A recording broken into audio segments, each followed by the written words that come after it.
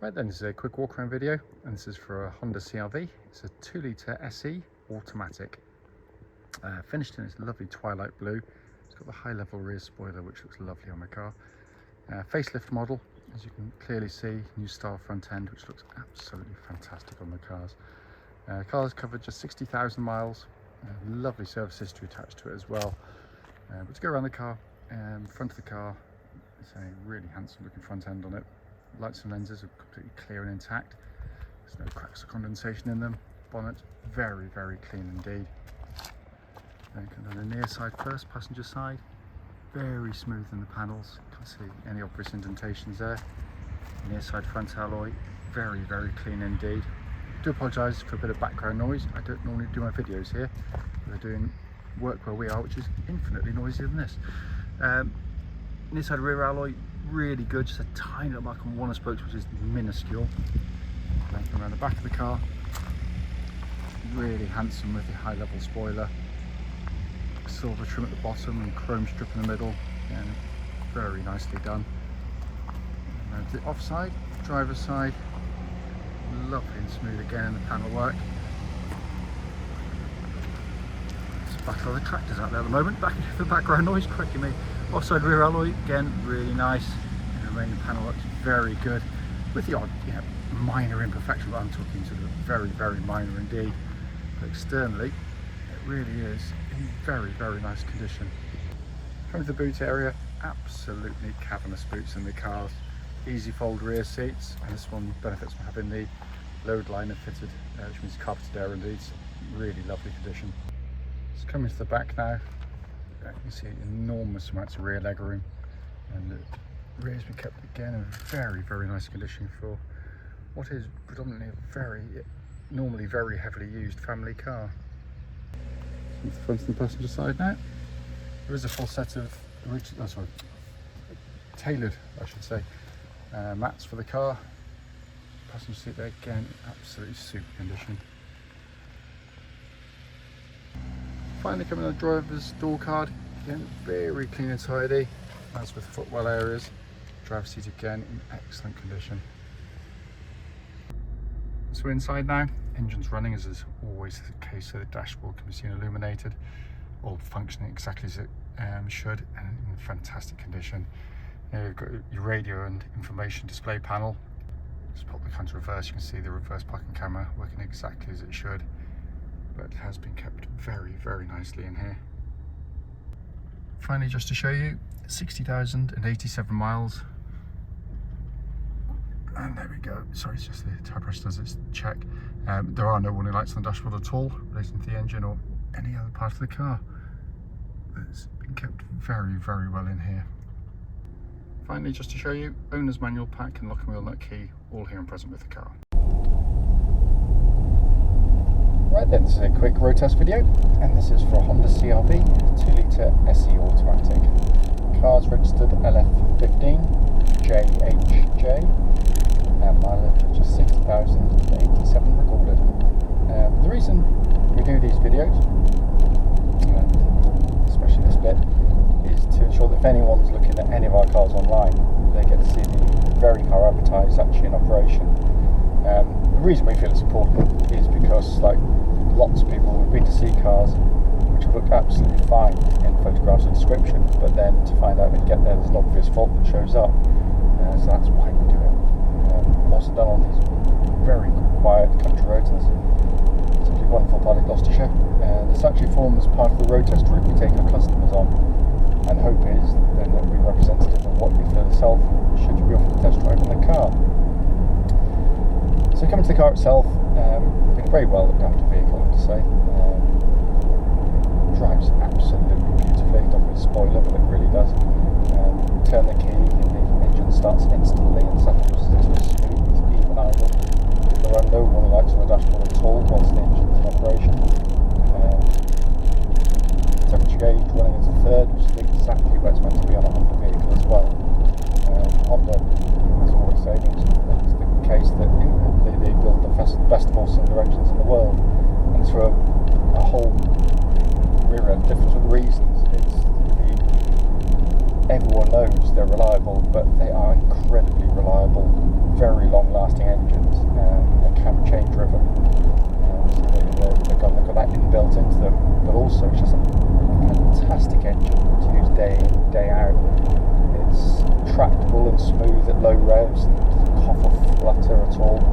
It's sweet sounding, so the engine note, you might not think that's important, but sometimes you get into a car that's got a really gravelly, coarse sound.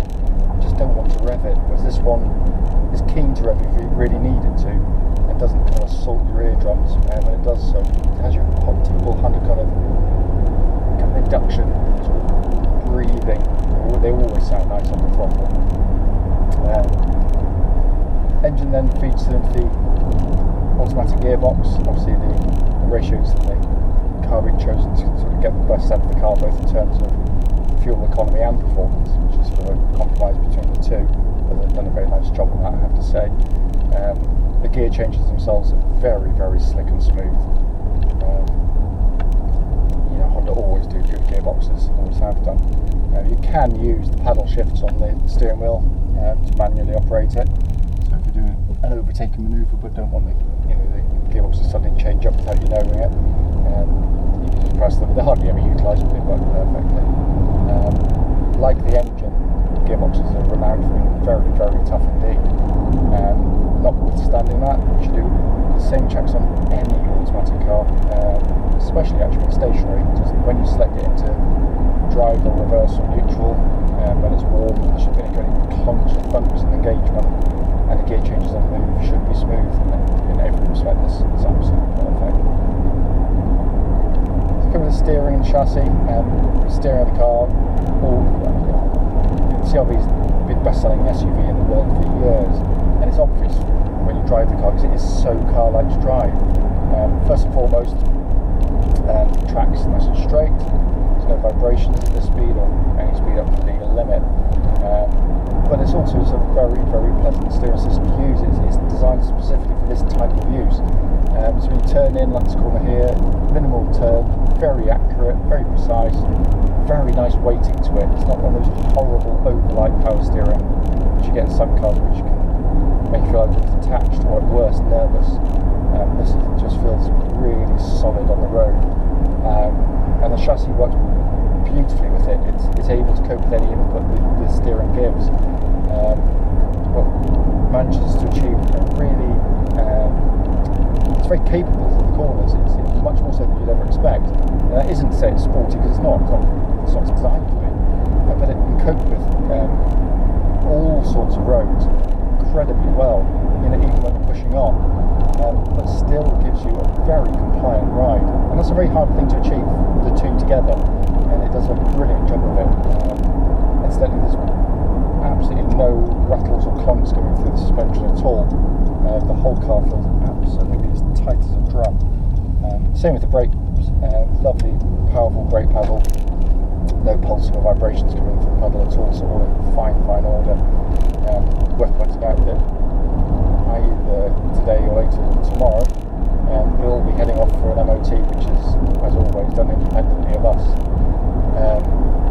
And then when you come inside the car, things you can't quite get across on videos, of course, is just how well built these things are. And they are beautifully put together cars, but they're also just a really nice place to sit, because you've got fantastic visibility all around, so you feel very confident in the vehicle. I mean, obviously you help with your manoeuvres with your parking camera and the front rear parking sensors, but even without those, they're very, very easy to place on the road.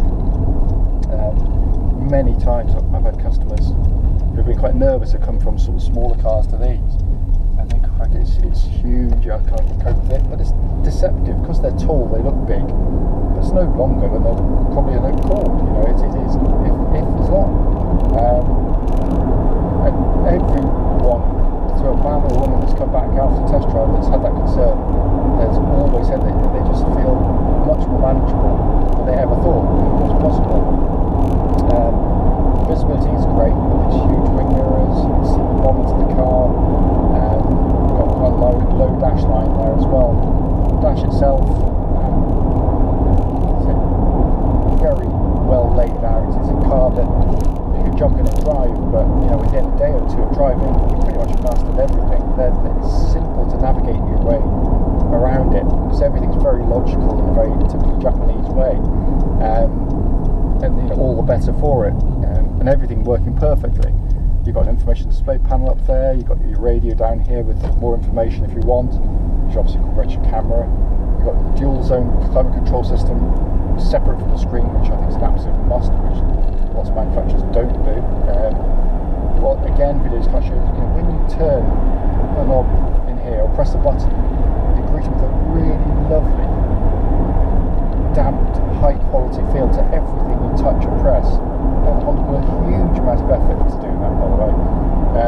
Air conditioning, by the way, pumps out absolutely ice cold, so working perfectly, and it's dual zone, so you can have different temperatures side to side if you so wish. And then we've got your dash pinnacle in front, which your classic Honda, just lovely detailing, minimalist but in a good way, and the information it gives, it imparts instantly, so you're not just going to squint to take the information in. And then you've got this lovely leather bound steering wheel, which feels great in hand.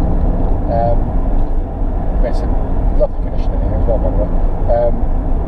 This is a four-wheel drive version of the CR-V, although you don't do anything, it does it all for you, because Honda, when they designed the original one, worked out very, very quickly that most of its customers would be driving as I am today in perfectly good conditions where you don't need four-wheel drive on. So basically it runs in front-wheel drive, two-wheel drive pretty much the whole time, because that's the most efficient way to pull a car along.